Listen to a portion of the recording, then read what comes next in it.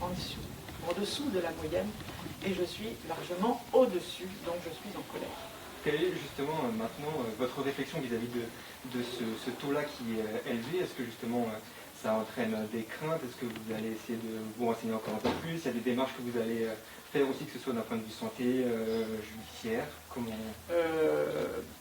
D'abord, je vais être très attentive à ce que nous dira le docteur, le professeur Joël Poupon, excusez-moi, de l'hôpital Lariboisière, qui va nous faire une conférence, une présentation de la problématique, et je vais bien évidemment, je viens ici avec un grand intérêt pour l'entendre. D'autre part, je sais déjà parce que, bien évidemment, quand on reçoit cette nouvelle dans la figure, la première chose, on va sur Internet pour voir qu'est-ce que ça entraîne comme conséquences, d'où ça peut venir, etc. Et eh bien, je vais arrêter de manger des moules et des huîtres. Ça filtre, enfin, ça se concentre tellement dans ces fruits de mer que je me dis, vu le taux que j'ai déjà, c'est pas la peine d'en rajouter. Et je le dis aussi sur la base d'un témoignage d'un ancien directeur de laboratoire et qui me dit, moi, ça fait longtemps que j'ai arrêté de manger des huîtres et des moules. Donc ça va être une des premières décisions que je vais prendre. C'est limiter les dégâts. Et par rapport au combat, après, pour essayer justement d'obtenir peut-être des informations ou des aides, justement, d'un point de vue scientifique judiciaire, il y a des choses qui se sont mises en place avec les personnes comme vous qui ont été testées et qui présentent un taux élevé? Là, pour l'instant, on va prendre connaissance des résultats. La réflexion n'a pas été précisément amorcée sur ce qu'on pourra en faire après. Il est certain que ça s'inscrit, bien entendu, dans notre combat toujours contre une agriculture, contre une agro-industrie, contre une agriculture industrielle qui n'a quelquefois plus de culture que le nom, parce que là, par exemple, on se bat contre un élevage ou un projet pour élever 682 veaux et il n'y a même pas un hectare de terre dans l'exploitation agricole, même pas un hectare pour nourrir les animaux ou pour épandre les déjections.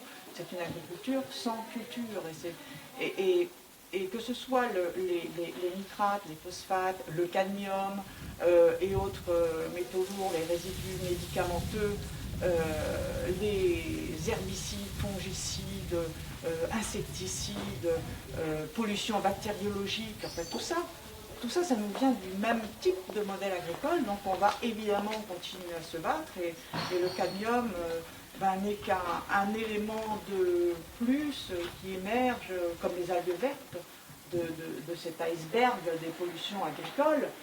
Je veux quand même souligner qu'en Bretagne, nous avons 50% des fermes-usines françaises. 20% au Pays de Loire, donc dans l'Ouest, on a 70% des fermes-usines. Ici, dans le Pays de Lamballe, on est à plus de 3000 porcs au kilomètre carré. Je ne sais pas si vous représentez dans un département où on a 82 habitants au kilomètre carré. Ici, dans la zone du Pays de Lamballe, à l'est des Saint-Brieuc, c'est 3000 porcs au kilomètre carré, et c'est pas tout. Plus de 15 000 poules pondeuses au kilomètre carré, etc. Il y a aussi des veaux, voilà. On est dans un océan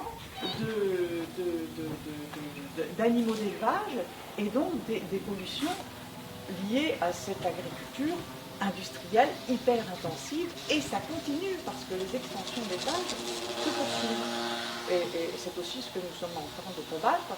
Par exemple, dans la commune d'Illion, dont nous pouvons dire que c'est la commune de France la plus sinistrée par les marées vertes, eh bien nous avons affaire à deux demandes d'extension de porcherie pour atteindre pour l'un plus de 2400 porcs, pour l'autre plus de 2800. On dit mais ça suffit, stop, on est déjà sinistré au niveau de l'azote, n'en rajoutez pas. Les convergences en fait derrière les phosphates, l'impact sur les marées vertes, on le sait. Donc les phosphates qui en plus portent du cadmium qui n'a pas été séparé, qui se retrouve dans le sol, qui se retrouve dans les aliments et qui se retrouve dans les organismes humains. En fait, ce qu'on veut dénoncer, parce que je viens ici pour dénoncer, c'est cette démesure totale et cette impasse totale dans laquelle se trouve l'agriculture productive agrochimique. Et c'est maintenant que l'on sait tout ça, et chaque fois, il y a des révélations. Moi, je voudrais saluer le travail qui a été fait par un journaliste d'investigation qui s'appelle Martin Boudot, que je connaissais déjà pour avoir travaillé sur d'autres sujets liés à la santé humaine et aux pesticides.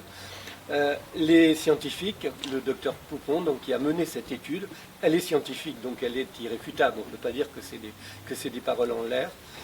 Mais aussi cette convergence avec la société civile, André Olivreau, le rôle qu'il joue avec son association, et qui viennent interpeller les politiques, et lesquels politiques qui sont à l'écoute sont minoritaires.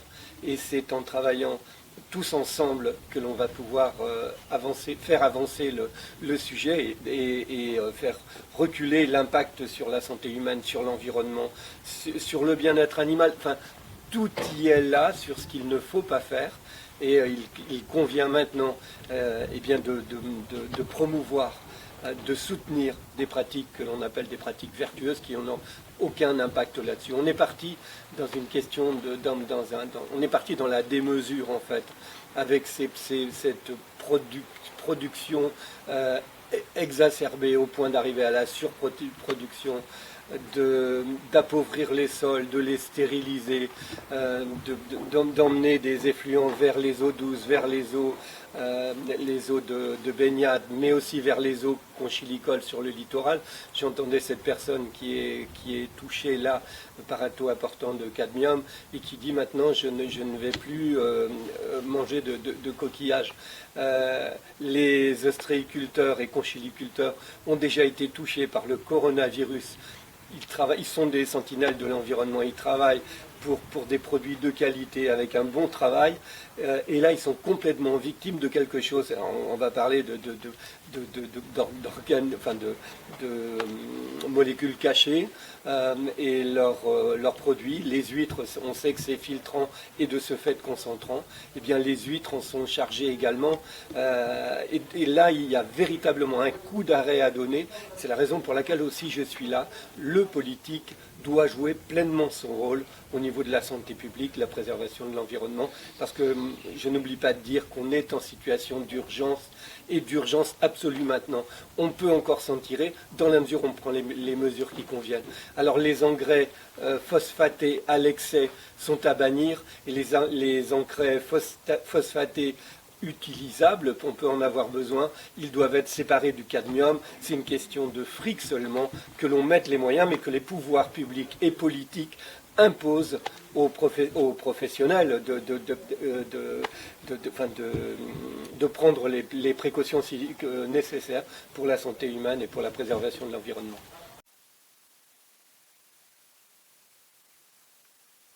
De travailler beaucoup avec le Maroc et la Tunisie, puisque c'était des protectorats, plutôt que de s'alimenter en Russie ou ailleurs où les taux de cadmium sont moins importants dans le phosphate. Donc, si ce n'est pas fait aujourd'hui, si on a encore du cadmium dans les engrais phosphatés, c'est uniquement pour des questions de coût et de prix, et pas du tout pour les questions de santé. Et ça, c'est une vraie question, et je pense qu'il faut vraiment mettre un terme à cela. Aujourd'hui, vous avez pu mesurer justement avec l'urine de à peu près 57 personnes, justement qu'il y avait un pourcentage, 21% qui sont impactés. Est-ce on peut avoir une idée de l'impact au niveau régional en Bretagne? Est-ce que beaucoup de personnes peuvent être touchées par cette problématique-là et que ça reste encore un poison caché? Concrètement, est-ce qu'on peut arriver à mesurer cette problématique-là à une échelle encore un peu plus importante? Notre étude, elle est exploratoire, donc je ne m'aventurerai pas à dire il y a tant de Bretons qui sont touchés, etc. Ce qui est sûr, c'est que ce qu'on a fait en Bretagne, on pourrait le faire ailleurs, c'est sûr. On trouverait des résultats, à mon avis, pas très différents. Ce qui est un peu inquiétant, pour tout vous dire, c'est que les 60 personnes les 57 personnes dont on a prélevé les urines, c'est plutôt des personnes qui font attention à ce qu'elles mangent. C'est plutôt des personnes qui mangent bio depuis 20 à 30 ans. Mais on trouve quand même 21% qui dépassent la concentration critique recommandée par l'ANSES en termes de cadmium. Ça veut dire que pour des gens qui ne feraient peut-être moins attention, parce qu'on a trouvé beaucoup plus de cadmium dans les pommes de terre conventionnelles que dans les pommes de terre bio, on peut imaginer qu'on trouverait des résultats encore plus inquiétants dans leurs urines. Ce que je peux vous dire, c'est que ce qu'on a trouvé conforte l'analyse de l'ANSES, qui est la principale agence sanitaire en France, qui dit qu'il y a une surexposition du cadmium en France. Encore une fois, pour une fois, c'est très simple de s'en débarrasser. Ce n'est pas multifactoriel. Le cadmium dans les terres, dans les sols et dans notre alimentation, c'est les engrais phosphatés. Si on se débarrasse du cadmium dans les engrais phosphatés, on se débarrasse, ou en tout cas on réduit de beaucoup la problématique du cadmium dans notre alimentation et dans notre corps.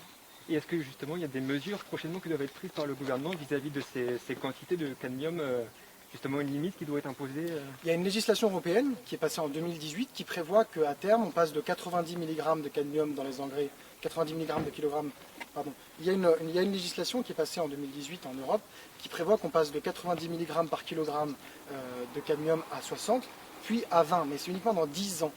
10 ans, c'est très très long 10 ans. Ça veut dire qu'on va avoir du cadmium qui va encore s'accumuler. Le cadmium c'est un métal lourd qui s'accumule, qui reste avec le temps, ça ne s'en va pas. Et ce que demandent aujourd'hui les militants et ce que demandent pas mal de scientifiques qui travaillent sur ces questions-là, notamment l'ANSES, c'est qu'on passe tout de suite à 20 mg. Qu'il n'y ait pas de palier, il y a une urgence sanitaire à laquelle il faut vraiment répondre. Très bien, merci beaucoup.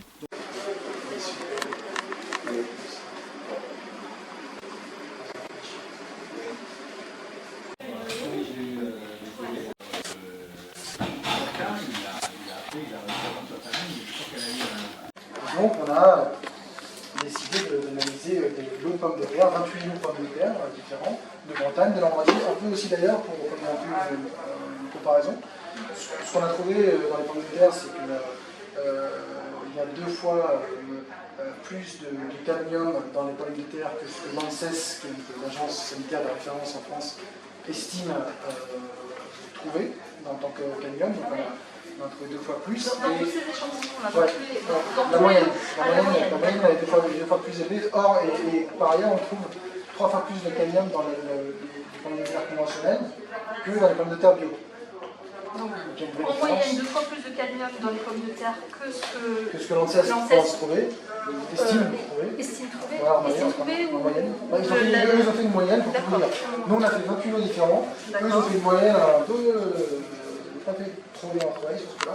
Ils ont pris des pommes de terre de là, ils ont toutes mises ensemble, ils ont fait une moyenne. Ils en ont fait 4 ou 5 quand on a fait des échantillons différents et des méthodologies différentes. Voilà, exactement. C'est exactement ça. Et par ailleurs, on a aussi trouvé qu'il y avait 3 fois plus de cadmium dans les pommes de terre conventionnelles que dans les pommes de terre bio. Et pour terminer, il y avait plus de cadmium dans les pommes de terre bretonnes que dans les pommes de terre des autres lots qu'on a fait. 59% de cadmium en plus dans les pommes de terre du bretonne que dans les pommes de terre du reste de la France. Honnêtement, on a aussi, dans le reste de la France, on en a, je crois, 6 lots versus 15 pour la Bretagne. Vous voyez. Mais quand même, ça, on demande si ça ne dessine pas les tendances. Encore une fois, le travail est exploratoire. L'idée, c'est d'aller plus loin. Et donc la dernière étape, c'était donc les urines. Et dans les urines, nous avons trouvé en moyenne, sur les 57 résultats, voilà, André en fait partie. Il y a une recommandation de l'ANSES qui est à 0,50 microgrammes par gramme de cadmium. Et on a 21% de nos volontaires qui dépassent 0,5 microgrammes par gramme de cadmium. Comme André qui est à 0,56 par exemple, ou je crois qu'Annie est à 0,82, c'est ça? Oui. C'est une unité qui est sur quel microgramme par gramme de cadmium. Et donc là, on a dit concrètement que je ne mets pas d'erreur. Sur les résultats trouvés, le chiffre c'est combien? 20%? 21%. 21% des votants de l'échantillon en fait. D'accord. Dépasse les recommandations de l'ANSES qui sont à 0,50 microgrammes par gramme de cadmium. Et le record, c'était combien? C'est pas donc ça a confirmé ce que vous aviez vu déjà sur les pommes de terre. Enfin, oui, ça confirme également ce que pense l'ANSES. Nous, on a juste mis en pratique concrètement ce qu'ont déjà réalisé d'autres scientifiques ailleurs. Mais je crois que l'une des conclusions à avoir de cette grande expérimentation, c'est que rarement dans une société actuelle, une pollution est aussi facilement liée à un polluant. En l'occurrence, les pesticides. Voilà, là c'est très simple. Si vous diminuez, vous supprimez le cadmium dans les engrais phosphatés, vous diminuez, vous supprimez les résidus, en tout cas vous les diminuez, pas supprimer parce que ça reste longtemps sur un métal lourd, donc il y aura toute la génération pendant 50 ans qui est rémanente et qui est persistante, mais vous allez diminuer, la seule façon de diminuer notre exposition au cadmium, c'est de réduire la teneur en cadmium des engrais phosphatés. Il n'y a aucune autre solution, donc c'est relativement simple, vous voyez, comme mesure à prendre, pour une fois que c'est simple. Et pourquoi c'est pas fait ça? Ça coûte le cadmium, donc il y a deux raisons, je te laisse cette parole André. La première, c'est que c'est un coût, c'est un prix. Pour enlever le cadmium dans une tonne de cadmium, ça coûte entre 10 et 12 $ par tonne, ce qui n'est pas énorme, c'est un surcoût de 3%, estiment les spécialistes. Donc tant que ce n'est pas obligatoire, les industriels ils ne veulent pas spécialement avoir ce surcoût et être moins compétitifs sur le plan mondial. C'est la première raison, donc le coût. Et la deuxième raison, c'est aussi le coût. Simplement, le phosphate qui vient du Maroc et de Tunisie, c'est historiquement celui qui nous fournit en France. Donc, toutes les grandes entreprises françaises, comme Roulier par exemple, ont leurs filiales au Maroc ou en Tunisie. Ils ne les ont pas en Russie, où le taux de cadmium est plus faible dans le phosphate, ils ne les ont pas en Ukraine, où le taux de cadmium est plus faible. Vous voyez ce que je veux dire? Ou en Norvège. Donc en fait, si on change de fournisseur, et si on met en place un processus de décadmiation qui coûte 3 à 4% par tonne, on a la solution. Voilà. C'est aussi simple que ça. Juste parce que j'y connais rien, Ouais. le cadmium présent dans ces phosphates, il est présent Naturellement, en fait, absolument. c'est ça, hein. Absolument. C'est juste qu'on n'enlève pas. Ouais, C'est juste qu'on n'enlève pas. Tout D'accord. à fait. Le phosphate, il est mélangé. Il n'y a jamais, vous savez, une carrière d'uranium, une carrière de phosphate, une carrière de plomb, ou je ne sais quoi. Tout est mélangé. Simplement, là, jusqu'à présent, les industriels. Ouais, en fait, ils par ailleurs, se ça jamais... fournissent dans des endroits où ça les arrange aussi. Exactement. Et par ailleurs, ça n'a jamais été indiqué sur les étiquetages. Jamais écrit, parce que c'est important, c'est pas de l'agribashing. C'est ça qui est important. Oui, Les agriculteurs aussi, ignorent totalement la situation. D'accord. C'est très important de dire ça, et vous avez des agriculteurs aujourd'hui qui se retrouvent avec des produits qui commencent avec des pommes de terre, avec du blé, qui commencent à atteindre la limite maximale autorisée, même parfois qui la dépassent, donc ils ne peuvent plus les vendre. Et ils se retrouvent avec des champs pleins de cadmium, ils ne savent pas pourquoi. Le cadmium est présent dans les engrais et ce n'est pas... Et chaque année, vous en rajoutez, chaque année ça reste, chaque année ça s'accumule. Et au bout de 10, 15, 20, 30 ans d'exploitation industrielle, vous vous retrouvez avec des sols qui sont, je sais pas, saturés en cadmium. Mais comme c'est la dangerosité du cadmium, c'est étonnant que ça ne soit pas indiqué quand même sur l'étiquetage des engrais. C'est une norme européenne, ça jamais été. On a un sénateur qui va prendre ça à bras-le-corps, Joël Lavé, et on va le chercher. Si vous avez des questions, Oui, je vous en prie, allez-y. Merci en tout cas. Monsieur Dames, si vous voulez bien, je l'appel de rentrer, de vous installer. C'est que Martin m'a mis en relation N'hésitez avec pas à des passer journalistes dans la caméra. d'investigation de l'endroit où le phosphate est extrait. Et ces journalistes m'ont dit, battez-vous contre cette exportation de phosphate de Safi, Merci beaucoup de nous parce accueillir. que, C'était au Maroc. au Maroc, parce qu'en fait, autour des mines d'extraction, les gens ont le cancer, et en plus, le plus gros port sardinier du Maroc, maintenant, est pollué à cause des rejets d'eau sale, en quelque sorte. Donc en fait, c'est un appel aussi des Marocains pour qu'on puisse utiliser un engrais qui soit, qu'on ne puisse plus utiliser cet engrais de Safi et qu'on aille plutôt vers la Russie ou l'Ukraine, où là, effectivement, les engrais ont beaucoup moins de cadmium, en plus il est traité. Donc en fait c'est ça l'idée, c'est que vous voulez alerter l'opinion sur le problème et essayer de mettre pression sur les industriels à répondre de l'ambiance. Et c'est pour ça que d'ailleurs on demande, y compris, on se bat d'un autre côté par rapport à l'extension du port de Saint-Brieuc, qui est un port qui importe toute une série d'engrais et en plus dis-moi le nom, d'ammonitrate, avec tous les dangers que ça suppose. Donc, avec une autre association, on a rencontré le préfet pour dire ça suffit, on peut avoir une terre souveraine, on peut être autonome, et on peut avoir, en fait, la vache dans le pré, le cochon sur la paille, on peut maintenant relocaliser notre économie. Bonjour, est-ce que vous m'entendez? Bonjour, bienvenue. Merci à tous d'être venus aussi nombreux. C'est une réunion particulière puisque c'est organisé conjointement par André Olivero, de Alto Marée Verte, de Yves-Marie Menet de sauvegarde du trait du et puis également à l'initiative, Martin Boudou, donc je suis le journaliste de Vert d'Orage pour France 5, et donc vous avez une caméra qui va vous filmer, mais il ça va bien. Et juste pour vous raconter un petit peu la genèse de ce projet, certains l'ont déjà vu, j'ai déjà pu expliquer un petit peu ce qu'on faisait, qui nous étions.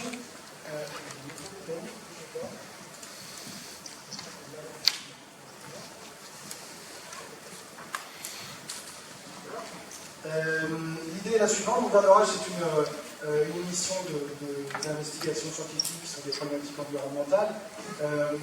On s'est intéressé à la question des engrais phosphatés. Notre enquête a commencé au Maroc, dans une usine qui produit des engrais phosphatés. Puis, à la sortie de cette usine, on a fait des prélèvements. On s'est rendu compte qu'il y avait du cadmium en quantité assez importante. Et on a décidé de remonter un peu le fil, aidé par aussi un rapport de l'ANSES, l'agence sanitaire un peu de référence, qui a publié en septembre 2019, au même moment de notre enquête, un rapport assez alarmant et important sur notre exposition, notre surexposition au cadmium. Et donc on a décidé de faire plusieurs étapes, d'analyser d'abord les engrais et les résidus de cadmium qu'on a trouvés, puis après les pommes de terre, qui sont notamment gourmands en phosphore, et puis à la fin, les urines, nous, les corps de 57 personnes, certaines sont présentes aujourd'hui, donc je vous remercie encore une fois de m'avoir confié les urines, ça fait déjà mais c'est le cas. Et vous avez donc Joël Dupont qui est ici, qui est du laboratoire de toxicologie biologique de la BHP, qui est venu tout spécialement parler pour nous, que je remercie beaucoup, qui a été très patient avec moi au téléphone et qui a fait beaucoup de travail. Vous allez voir les conclusions que va vous présenter Joël. En un mot, vraiment pour résumer, certains l'ont entendu dans le hall, on a trouvé des niveaux de cadmium de manière générale supérieurs aux recommandations de l'ANSES dans les engrais, également dans les urines, 21% des Bretons dont on a pris des urines ont des résidus de cadmium qui sont supérieurs aux recommandations de l'ANSES. Ça ne veut pas dire que vous avez trop, tout va bien. C'est simplement une vraie interrogation en termes d'exposition et d'impact sanitaire. Je crois vraiment que rarement dans l'histoire des pollutions, on a eu un coupable aussi facile à trouver, en l'occurrence les engrais phosphatés. Les agences sanitaires sont tout à fait d'accord, et sont toutes d'accord pour dire qu'en réalité, si on supprime le cadmium des engrais phosphatés, on baissera, on ne supprimera pas, mais on baissera assez largement notre exposition au cadmium. Donc voilà, c'est assez simple. Politiquement, c'est relativement facile à défendre parce que c'est pas multifactoriel, en tout cas très très peu par rapport à d'autres pollutions. Donc on va vous présenter les résultats.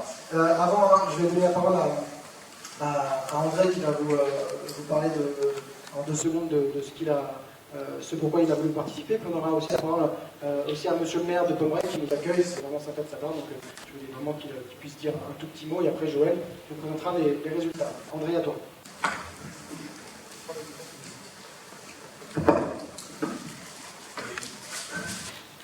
Vous m'entendez?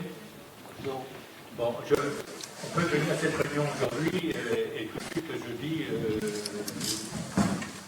merci à monsieur le maire qui est présent et qui parlera tout à l'heure.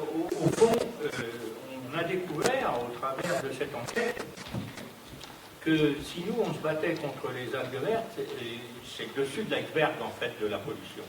Et là on a découvert qu'au fond, cette agriculture intensive eh bien, génère effectivement les échéances de phosphate et de nitrate, mais génère toute une série de métaux lourds, aussi bien dans le cadre des engrais sur les terres que dans le cadre de la nourriture animale. Il faut savoir que, par exemple, la nourriture industrielle, elle est modifiée pour les animaux de façon à changer la morphologie de ceux-ci notamment faire des bons jambons et du bon beefsteak. Et pour ça, eh bien, on met des métaux lourds.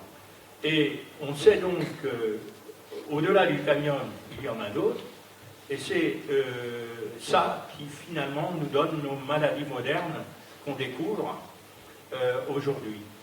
Alors, Alto Marée Verte a décidé, il y a quelques semaines, de changer ses statuts pour prendre en compte justement les conséquences de l'ensemble de l'agriculture industrielle, des conséquences de l'agriculture industrielle. Voilà, donc ce n'est pas simplement les marées vertes qui tuent avec l'H2S qui provient de la décomposition de ces algues, et donc du nitrate, mais il y a aussi tous ces métaux lourds qui arrivent. Sachez que la conjonction du ruissellement de ces métaux lourds sur le bord de nos rivages fait que tous nos coquillages sont pollués. Et l'année dernière, l'ensemble de la réaction chimique de tous ces produits ont donné du cyanure, des mares jaunes au large de Saint-Maurice, en dessous de la chapelle. Tant et si bien que la mairie a mis des panneaux en 3 langues pour interdire l'accès aux plagistes, aux riverains. Donc voilà, cette agriculture-là, maraîchage, élevage, agriculture, eh bien, il faut qu'on ait une autre assiette chez nous. Il faut qu'on en termine, et c'est ce qu'on va, au fond, la vie, c'est apprendre, et puis après, faire de la prévention. De la prévention, lancer des campagnes de prévention, aussi bien auprès des agriculteurs, aussi bien auprès du corps médical, parce que quand moi je suis allé voir mon toubib pour lui dire, voilà, j'ai un taux de cadmium qui est de temps, qu'est-ce que je fais? J'ai pas appris ça à l'école, moi. Il faudrait peut-être faire des stages de reconversion. Bon, donc en fait, on s'aperçoit qu'il y a des efforts à faire, un effort pédagogique important. On a des risques sanitaires, les maladies modernes sont liées bien, à cette économie qu'on doit faire disparaître et redonner à la terre son pouvoir souverain. La terre doit nourrir les hommes, les animaux et les plantes par elles-mêmes et non pas par des adjuvants chimiques. Monsieur le maire, je vous laisse la parole. Le micro ici, le maire rentre en bas, ça va être plus simple. Arrêtez-vous. Comme ça. C'est le tour.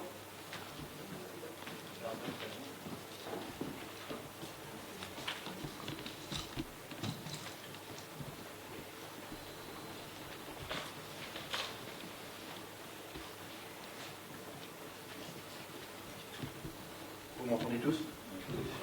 Donc bonjour à tout le monde. Bonjour monsieur le sénateur, bonjour madame la députée, mesdames, messieurs les responsables d'associations, mesdames, messieurs les professionnels de santé, mesdames, messieurs. Je suis très heureux de vous accueillir afin que vous puissiez tenir votre conférence sur les risques alimentaires et le cadmium. Pour répondre à la demande de monsieur Olivreau, président de Halte aux algues vertes et aussi président de la commune de Pomerey, c'est une chance pour nous d'en assurer l'ouverture. Je profite de l'occasion pour vous présenter succinctement la commune. Donc là, nous sommes dans une nouvelle salle socioculturelle appelée Les Champs Clos, que nous avons inaugurée en septembre 2012.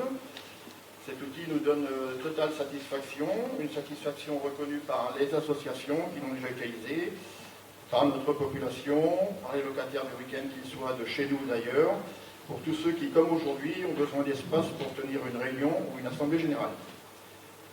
Ce n'est pas ce qu'il y a de plus grandiose dans l'ensemble, mais tout simplement une structure à la hauteur de notre commune de Pomerey. Alors, Pomerey, c'est une commune semi-rurale de 2109 habitants que l'on appelle les Pomeretoises et les Pomeretois.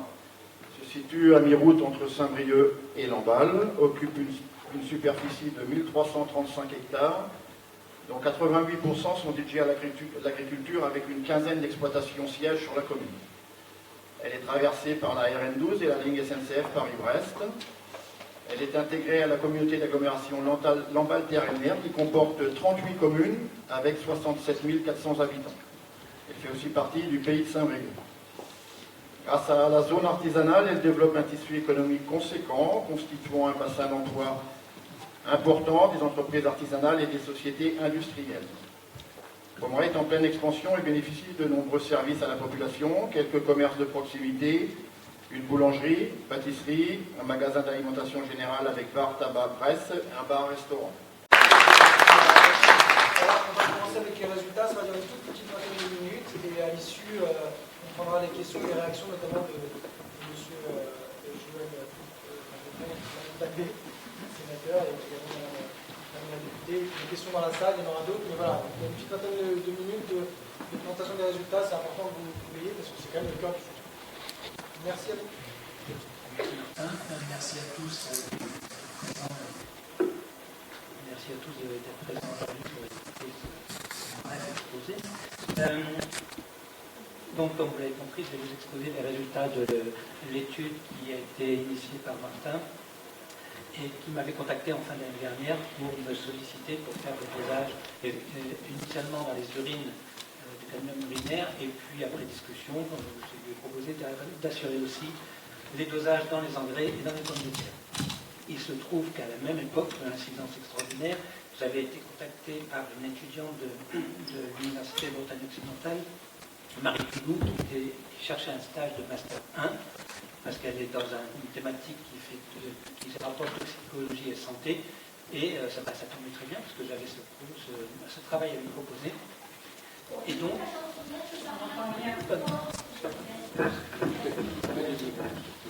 1, 2, 3, 4, 5. Bon, je vais parler comme ça veut dire que c'est mieux. Bon, désolé. Donc, Marie Duigou, je disais, qui est étudiante de l'Université de Bretagne occidentale, à Brest, et qui cherchait un stage de Master 1 et qui tombait très bien pour pouvoir m'aider dans la réalisation de ces analyses, donc vous la voyez ici, et qui donc a réalisé à la fois les analyses et évidemment toujours un rapport de stage sur l'ensemble des résultats. Et dans tous les cas, je la remercie vivement pour l'ensemble du travail qu'elle a effectué avec patience et conscience. Alors, le cadmium, c'est un métal toxique, comme vous le savez, c'est un élément non essentiel pour l'homme. Il a été classé cancérogène pour l'homme par l'IARC en 1993, mais pour ses effets cancérogènes au niveau du poumon chez les travailleurs exposés. C'est souvent le cas par des ouvriers, enfin des cancers déclarés par les métaux, c'est souvent au milieu de travail par des poussières, et c'est souvent des cancers des branches supérieures du tractus broncho-alvéolaire. Donc c'est le cas pour le cadmium. Il est par contre mutagène reprotoxique, ça a été prouvé, et plus généralement c'est un toxique principalement pour les reins, avec une atteinte tubulaire, avec une fuite de protéines dans l'urine, qui est réversible pour les faibles, enfin les concentrations jusqu'à moyenne, et irréversible pour les fortes concentrations. Le deuxième organe cible, c'est les os. C'est essentiellement une conséquence du reste de l'atteinte rénale, où vous avez une fuite de calcium et de phosphore dans l'urine, qui va provoquer une déminéralisation de l'os, avec des risques de fracture spontanée et donc une ostéoporose. Et donc ces symptômes, et on va le voir par la suite, apparaissent évidemment plus souvent dans une population d'un certain âge. L'alimentation est la première source de cadmium chez l'homme. Alors, on distingue les teneurs et les apports. Les teneurs, vous avez, les principales teneurs sont rencontrées dans les fruits de mer, vous voyez 0,17 mg par kilo à peu près, les abats 0,053, les biscuits chocolat 0,030 et ensuite les céréales, les pommes de terre. Mais si on regarde les apports, finalement, vu la quantité d'aliments de chacune de ces catégories, c'est le pain et les dérivés qui représentent 35% des apports chez l'homme, et les pommes de terre et apparentés qui en représentent 26%. La valeur toxicologique de référence par ingestion, c'est l'ANSES qui l'avait publié en 2012, est dépassée chez 0,6% des adultes et 15% des enfants en bas âge. Donc il y a un gros souci, notamment pour les enfants, à ce sujet-là. Comme l'a dit Martin, le cadmium c'est relativement simple, puisqu'en fait il y a une source clairement identifiée et principale pour l'alimentation, ce sont les engrais phosphatés, qui sont contaminés plus ou moins selon leur origine, mais parfois fortement, et donc qui sont répandus sur le sol, passent dans les végétaux et passent évidemment dans les animaux. Et donc ces engrais phosphatiques représentent l'apport principal de cadmium dans les sols. Ces engrais, donc, comme je l'ai dit, contaminent les aliments et passent évidemment dans l'alimentation. C'est un schéma qui a été fait par l'ANSES, je ne vais pas le commenter en détail, c'est simplement pour vous montrer que tout ça fait une boucle. Donc vous avez les engrais ici qui vont rentrer dans les sols, qui vont passer dans les plantes, qui vont passer dans l'alimentation avec une toxicité éventuelle. Éventuellement, vous allez avoir un traitement des eaux usées dû à l'activité humaine, une partie des végétaux qui vont penser en compost, tout ça, enfin une partie du moins va passer en amendements organiques qui vont être recyclés et réintroduits dans le sol. Donc vous voyez qu'il y a plus évidemment les effluents d'élevage. Donc on a une sorte de boucle continue qui alimente en permanence le sol avec un apport vraiment annuel renouvelé par les engrais. Donc initialement il y avait une étude sur le cadmium urinaire et donc sur une partie de la population, et donc on avait donné aux participants un petit questionnaire à remplir qui concernait essentiellement alors leur âge était relativement simple puisque Martin avait ciblé des personnes aux alentours de 60 ans pour cadrer avec les recommandations de l'ANSES qui s'est fixé sur une norme aux alentours de 60 ans. Sur le tabagisme aussi, puisque le tabac est une source non négligeable de cadmium dans la population, donc sur la durée, la quantité, éventuellement après arrêt de TB.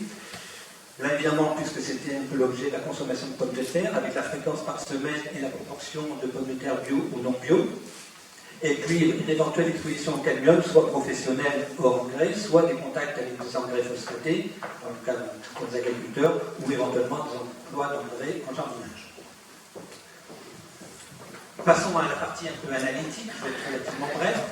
Les échantillons, évidemment, reçus au laboratoire amenés par Martin, il a fallu les traiter. Alors, il s'agissait d'abord d'engrais, 9 engrais qui ont dû être mis en solution par un traitement acide, parce qu'il est obligé de travailler sur des solutions.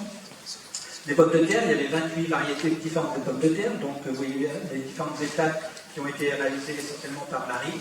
Le lavage, l'épluchage, la découpe de morceaux, la pesée à l'état frais, le séchage, la pesée à l'état sec, et ensuite, in fine, la mise en solution par l'acide à chaud. Donc en haut, ici, vous avez une illustration à la gauche de chair de pommes de terre sèche, et à droite, c'est l'épluchure de pommes de terre sèche, et l'image du bas représente le liquide après mise en solution de la pomme de terre, donc un liquide limpide qui va pouvoir être analysé. Et puis, les urines de 57 personnes, âgées donc de 47 à 75 ans, qui ont nécessité qu'un traitement minimal, c'est-à-dire une simple dilution. Comme nous avons, essentiellement Marie, du reste, beaucoup sous-échantillonné des pommes de terre pour étudier les différentes variations entre les tailles des pommes de terre, les différentes parties externes ou internes de la pomme de terre, on est arrivé à un total de 120 dosages de pommes de terre ici. Donc vous voyez que la masse de travail qui a été réalisée. Je ne vais pas vous présenter le détail de la résultat, rassurez-vous. Sur la partie analytique pure, je vais quand même vous citer la technique parce que c'est mon cœur de métier, et ça c'est dommage. C'est la spectrométrie de masse en plasma induit, on s'en appelle le LCP masse.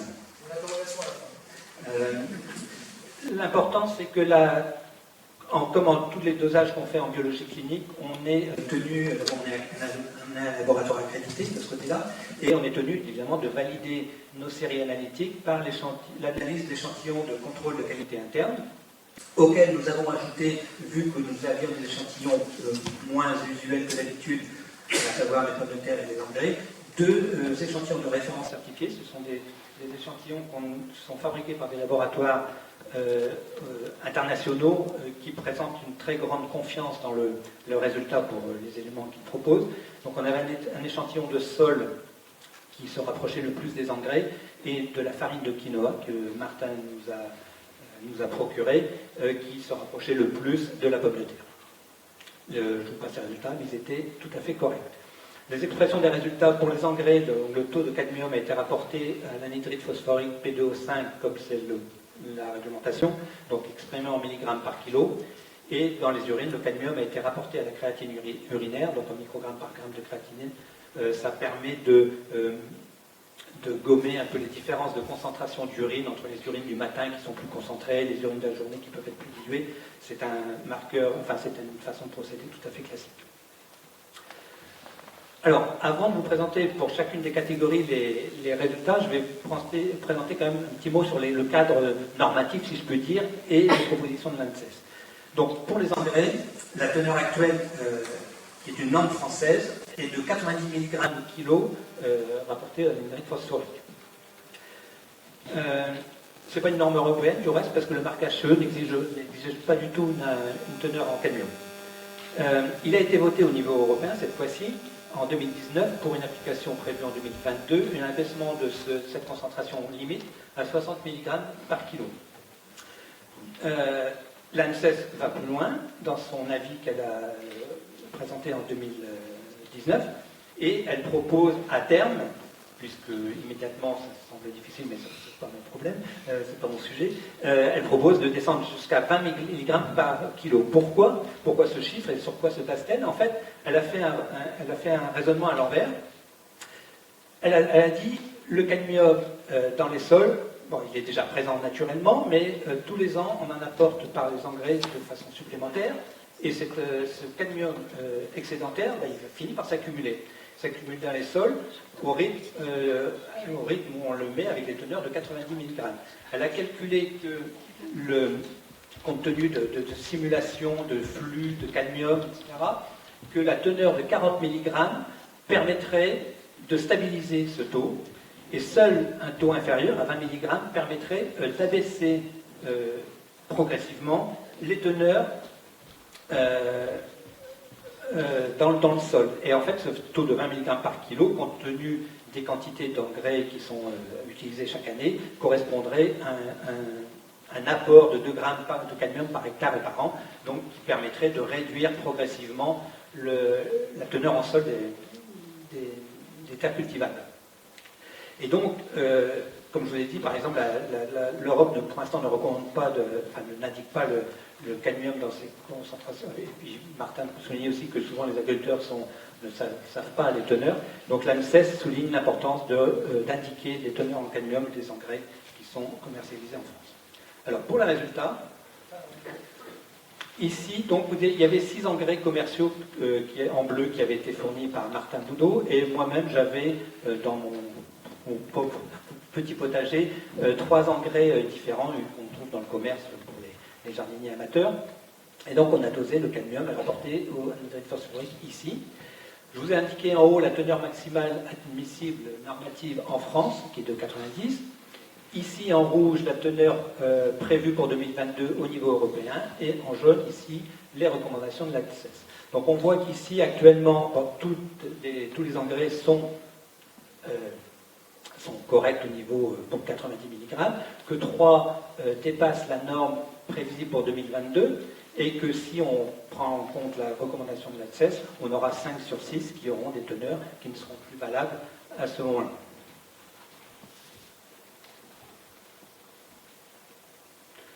Pour les pommes de terre, bon, il n'y a pas de norme particulière, c'est peut-être une norme pour l'alimentation en général, je ne sais pas. Donc ici, on avait, je ne sais plus combien, 28 pommes de terre, je crois, 28 en tout. Donc 24 conventionnels et 4 bio. C'est ça, 24 et 4. Donc ici, vous avez le cadmium en milligrammes par kilo de pois frais, qui est l'unité admise. Et puis ici, il y a quand même une norme qui est la teneur maximale définie par l'Union européenne, qui est de 0,10 mg par kilo. On voit que, et puis ici la teneur moyenne selon l'ANSES qu'il faudrait atteindre pour limiter le risque au niveau de l'alimentation des personnes et de réduire donc les apports quotidiens. Donc on voit qu'il y a une pomme de terre qui dépasse actuellement légèrement la teneur maximale, une bonne partie des pommes de terre qui se situent entre les deux normes, et puis quelques pommes de terre conventionnelles qui sont en dessous, et que sur les 4 bio, 3 voire 4, si on veut faire un petit dépassement, sont tout à fait compatibles avec les souhaits de l'ANSES. Ce qui est à noter, c'est que les pommes de terre conventionnelles, donc c'est une concentration moyenne qu'ils avaient définie il y a quelques années. Et donc, dans nos résultats, on est 2 fois plus concentré que les valeurs de l'ANSES en moyenne. Et surtout, intéressant, c'est que les pommes de terre conventionnelles contiennent un peu plus de 3 fois plus de cadmium que les pommes de terre bio que nous avons analysées. Donc, il y a réellement un effet direct de l'usage des engrais phosphatés sur la teneur en cadmium des pommes de terre. Ici, c'est une comparaison des teneurs en cadmium dans les pommes de terre bretonnes et en Bretagne, parce que Martin n'a pas détaillé l'échantillonnage, mais il y avait des pommes de terre qui venaient de Bretagne, pas les pommes de terre, et puis des pommes de terre qui venaient de Normandie, du Nord, voilà. Et donc on a voulu comparer. Et ici, vous avez donc les concentrations brutes dans les pommes de terre en Bretagne, dans les pommes de terre en Bretagne et dans les cubes. Si on compare les conventionnels en Bretagne et Bretagne, vous voyez qu'on a plus 39% de teneur dans les pommes de terre venant de Bretagne. Et si on considère que les bio représentent le fond un peu de teneur en cadmium du sol, donc serait présent quel que soit les types d'amendements, on peut éventuellement, par calcul, retrancher ce fond et on obtient ces nouvelles valeurs en Bretagne et Bretagne, donc ce qui correspondrait dans mon esprit à l'apport par exemple d'un phosphaté, et là on retrouve une augmentation de 57% pour les pommes de terre récoltées en Bretagne par rapport en Bretagne. Passons à la dernière partie, c'est-à-dire les cadmiums urinaires ou cadmiuries. Alors l'interprétation elle se base notamment sur l'INRS qui remet à jour périodiquement ses recommandations. Les valeurs en population générale ont été définies en 2011 par une large étude nationale, par l'étude nationale de santé publiée donc par Nadine Fréry, pour le cadmium sur plus de 2000 individus, de mémoire 18 à 75 ans, et qui a défini des valeurs supérieures dans cette population chez les non-fumeurs de 0,8 microgrammes par gramme de créatinine, et chez les fumeurs dont on sait qu'ils ont des taux légèrement supérieurs de 1 microgramme par gramme. C'est la plus importante détermination du cadmium urinaire en France, et qui est relativement récente puisqu'elle n'a que 9 ans. Du reste, cette valeur de référence a été reprise par l'ANSES dans son rapport de 2018 comme valeur biologique de référence. Une valeur supérieure, pour que vous compreniez, 0,8, ça veut dire que 95% des Français sont en dessous de 0,8 et que 5% au-dessus. C'est important de garder ça en tête pour cette question. Les valeurs de référence, d'une manière générale, on ne met pas toutes les valeurs, on coupe toujours à 5% qui sont considérées comme des valeurs aberrantes pour diverses raisons. Donc on considère toujours 95% de la population. Donc il y a forcément des personnes en France, donc 5%, qui ont des valeurs qui sont supérieures à 8 microgrammes par gramme. Les effets toxiques, alors ça a été une revue de littérature qui a été faite par l'ANSES dans son fameux rapport de 2019. Elle estime, au vu de la littérature, que les toxicités rénales apparaissent au 1 microgramme par gramme de créatinine. C'est-à-dire que cette valeur-là est une valeur safe, comme on dit, qui n'a pas d'effet toxique. Que là, on peut voir apparaître des signes de toxicité rénale. De même, pour la toxicité osseuse, elle a été fixée à 0,5 microgrammes par gramme dans l'urine, on remarque bien que le cadmium dans l'urine, qui pourrait induire une toxicité au niveau de l'os. En France, réglementairement, il existe des normes en milieu professionnel, ce sont les seules bien sûr. La surveillance de la fonction rénale doit être effectuée à partir de 2 microgrammes par gramme de créatinine et la concentration limite admissible est de 5 microgrammes par gramme. En Europe, d'une manière générale, la valeur retenue est de 2 microgrammes par gramme. C'est une étude de 2010. Pour les résultats, donc, de nos 57 échantillons prélevés ici dans la région, donc je vous ai ici le cadmium urinaire, je vous ai rappelé donc, les valeurs de référence dans la population non-fumeurs ou fumeurs, donc les valeurs limites françaises, et ici en rouge les recommandations de l'ANSES à 0,5 microgrammes par gramme. Donc on voit que, à l'exception d'une personne ici qui dépasse très légèrement, je crois que c'était 0,82 microgrammes par gramme, mais qui n'est pas fumeur et qui n'a pas fumé. Non, mais je crois que c'était. Et donc la quasi-totalité est en dessous des 0,80 qui représentent la population française. Et puis si on s'attache à la recommandation de l'ANSES, la proposition de l'ANSES que de 0,5. Ici, on a 12 personnes qui sont entre 0,5 et 0,80. 6 anciens fumeurs et 6 non-fumeurs. Du reste, il n'y a pas de biais de ce côté-là. L'ensemble des autres valeurs se trouvant en dessous. Donc ça représente 21% qui seront, si la recommandation de l'ANSES à 0,5 est acceptée et mise en œuvre, qui seront au-dessus de cette norme. Alors pourquoi ce 0,5 ? Comment l'ANSES a défini ce 0,5 ? En fait, elle s'est basée donc sur une étude. Elle s'est basée sur des études épidémiologiques suédoises. Et en fait, toutes les recommandations qui sont faites dans le monde entier, et y compris en Europe, se sont toujours basées jusqu'à présent sur la toxicité urinaire, qui était considérée comme la principale et la plus préoccupante. Rénale, pardon. Toxicité rénale qui était jugée comme la plus préoccupante. L'ANSES a décidé, au vu de ces études suédoises qui datent de 2011 et 2012, de privilégier l'atteinte osseuse pour lesquelles les Suédois avaient mis en évidence des concentrations urinaires plus faibles. Ces études suédoises, elle a travaillé essentiellement, uniquement sur une population assez importante, une population âgée de 60 ans. Je dis âgée, mais j'ai 60 ans aussi, je le prenais pas mal. Et c'est aussi, je ne vais pas le discuter aujourd'hui, mais c'est une population uniquement de femmes. Donc, comme je vous l'ai dit, les signes cliniques, c'est essentiellement une déminéralisation et une ostéoporose, ce qui n'est pas qui est quand même plus fréquent chez les femmes à partir d'un certain âge que chez les hommes. Bon, peu importe. Donc, ils ont défini à partir de cet âge-là une concentration de 0,5 et ensuite, l'ANSES, par modélisation, a défini des seuils, ici, âge par âge, en tenant compte de l'effet cumulatif du cadmium dans l'organisme. Ce que je l'ai dit au début, mais je crois que oui, le cadmium donc, est un cumulatif avec des durées de vie très très longues dans l'organisme, de plusieurs dizaines d'années, 10, 20, 30 ans. Et donc, tout le cadmium qui va être apporté durant l'enfance va être en grande partie stocké et donc va conduire petit à petit, avec l'avancement en âge, à un stockage dans le rein et donc un cadmium urinaire qui va augmenter progressivement. Donc, si on comprend bien, c'est de bien comprendre ce schéma, ça veut dire que l'ANSES a fixé une limite à 0,5 pour une population de 60 ans, mais si on la prend au mot, elle veut dire aussi qu'à 20 ans, on sera à 0,1. C'est-à-dire qu'à 0,1 à 20 ans, il ne faut pas dépasser 0,1 microgrammes par gramme de créatinine. Vous voyez, on est largement en dessous des normes actuelles qui sont essentiellement, il faut dire, pour une population adulte, voilà. Bon, 20 ans, c'est adulte aussi. Donc en fait, l'ANSES pointe vraiment le risque cumulatif.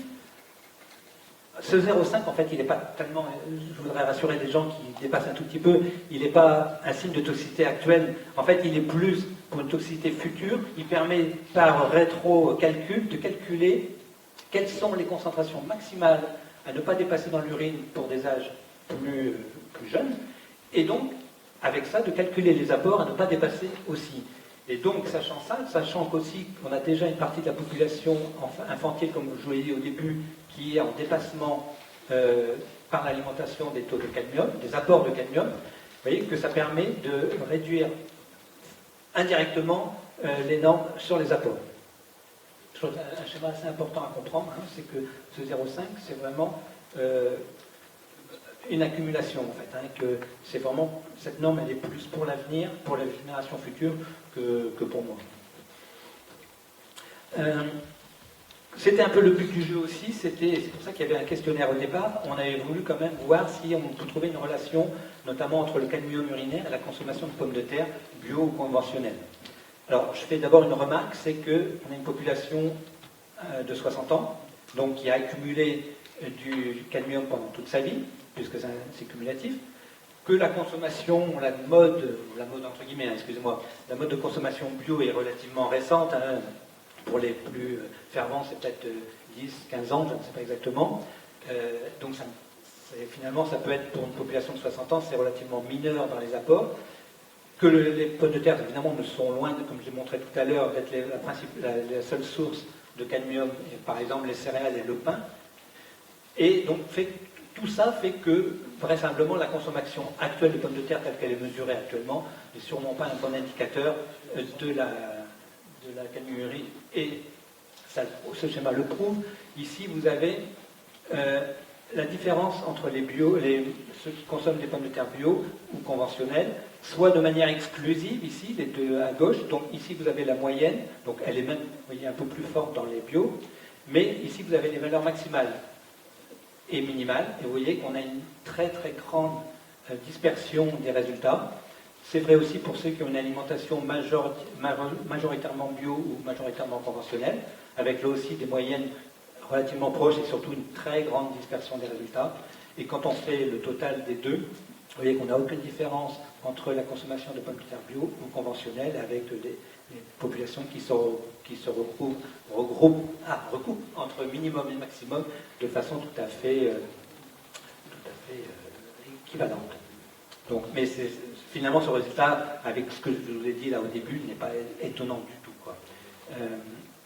Enfin, pour conclure, je citerai l'ANSES qui rappelle que certaines populations sont surexposées au cadmium. On a vu une partie des adultes et surtout non négligeable des enfants par l'alimentation, et souligne donc la nécessité de mettre en œuvre des mesures de protection visant à réduire les apports en cadmium. Je vous remercie.